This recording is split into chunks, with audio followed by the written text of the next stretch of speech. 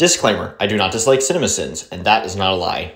For my next Everything Wrong with CinemaSins video, I'm going to be seeing their video on Shrek, and I would like to give a thanks and dedication to Andy Engelson for requesting this video. Enjoy the video, everyone. First of all, the image you used here for your thumbnail is from Shrek 2. Second of all, I'm giving you these many sins for even thinking of sinning this movie. There are 2 Ks, 2 Es, and 2 Rs in this logo, but they don't get any special Shrek treatment. This logo is racist against like 80% of the qualified alphabet.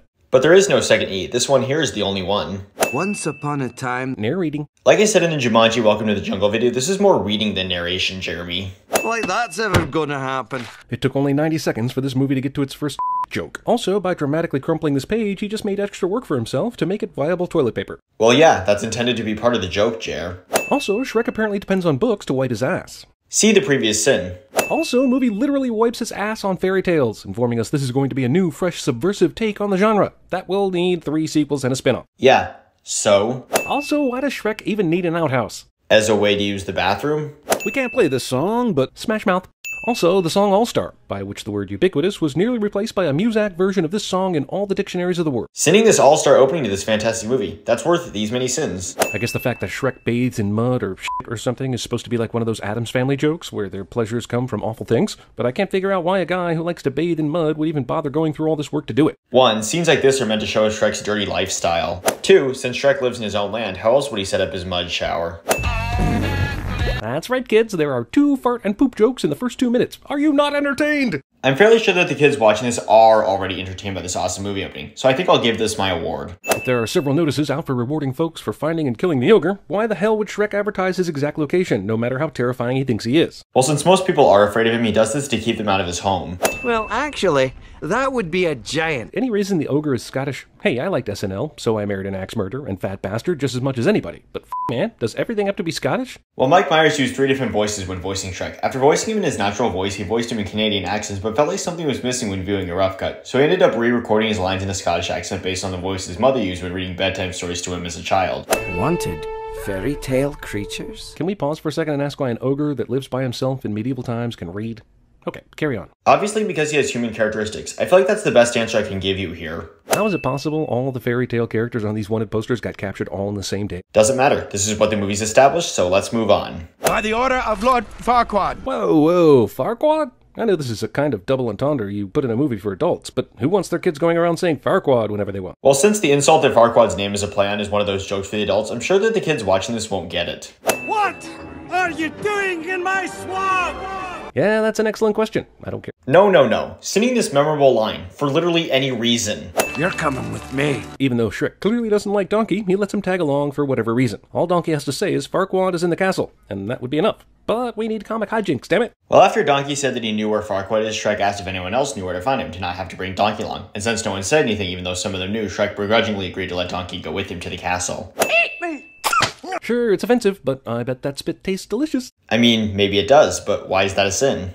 Okay, number 3! Who picks the girl in a castle surrounded by molten lava and a dragon to be their queen, even if you're gonna just pawn the job off on someone else? Him, because he views Fiona as the perfect choice for him. But I probably should mention the little thing that happens at night. Somehow, Magic Mirror decides to withhold the most important information about Princess Fiona during the dating game spoof. You know, because of comedy and because it'll be a big surprise later. Well, if you weren't talking over this scene, you'd know why. But I probably should mention the little thing that happens at night. I'll do it. Yes, but after sunset. Silence!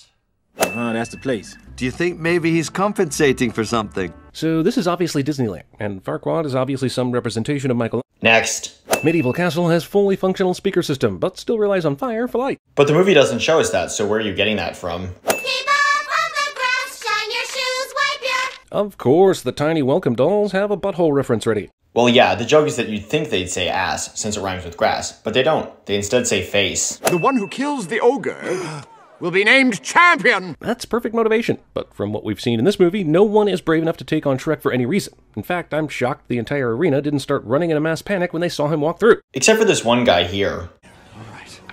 Let's get it! Good thing this horse pen, which is in the middle of an arena by the way, has wrestling ring-style ropes. Singing something you like, as usual. Donkey makes the climb up this sheer rock, despite having no opposable thumbs or working digits. And that might be because the donkey's hooves allow them to be agile when climbing. And yeah, he's an animated ogre from a fairy tale and all, but still, he survives this. Are you freaking kidding me?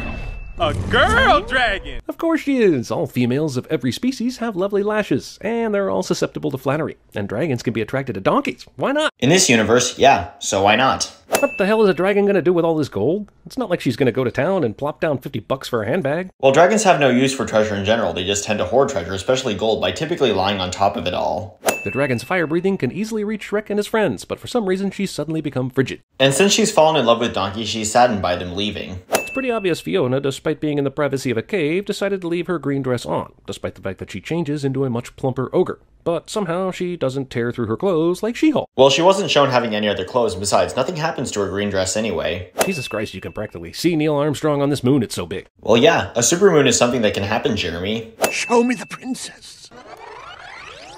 Magic mirrors, which are amazing magical things, apparently have VCR rewinding functions, and can't this thing pause on the image? But isn't that exactly what it's doing here?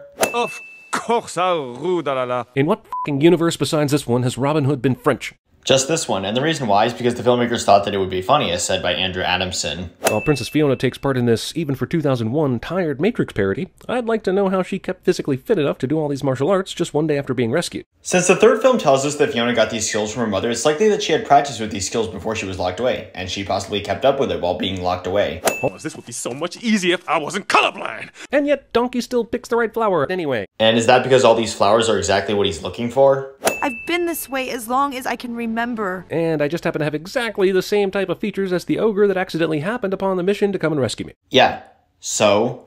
By night one way, by day another. This shall be the norm. Sounds like yet another convoluted curse conjured by a witch who likes to keep her punishments creatively convenient to the main character of the story. See the previous sin. You're different. I'm ugly, okay? Yeah, but only in an I'm in an animated movie kind of way. If this were real life, and if Fiona were into nitpicky assholes, I'd probably hit that. Wait, shouldn't this have come before the previous two sins? The footage you're showing here comes before the two clips that you previously showed.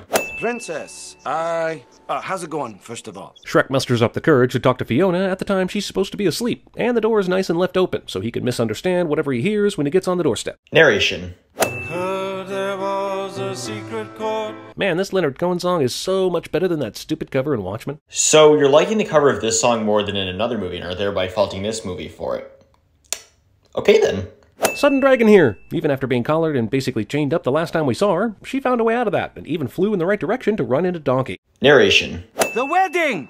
We'll never make it in time! That's where the Sudden Dragon comes in. Yeah, so? So Fiona didn't get married yet, and the sun is setting, but how the f*** did she think this was going to work? How did she think the guy she just met and hates was going to be her true love anyway? I guess desperate times call for desperate measures and all, but damn. Since princesses in fairy tales typically fall in love with guys right away, that's why Fiona thought Farquaad was going to be her true love. So Fiona's going to take her true form, which is her ogre self. So why does the magic even bother to go through all this shit? That's like multiplying 0 by 0. Well, this is the movie's way of showing her curse being broken, Jer. Also, I'm calling bullshit on the true form thing being an ogre, since she was born to human parents. Why can't she just stay human and have a Kermit Miss Piggy relationship? Because Fiona's curse says, until you find true love's first kiss, and then take love's true form. So because Shrek is her true love, she's taking true love's form, an ogre, because Shrek is an ogre. And so I think I'll give this my award as well. And here's the end result, everybody. The sin total was 266, and the sentence will be Dragon Guarded Sins. Thank you for watching, everybody, and have a nice day.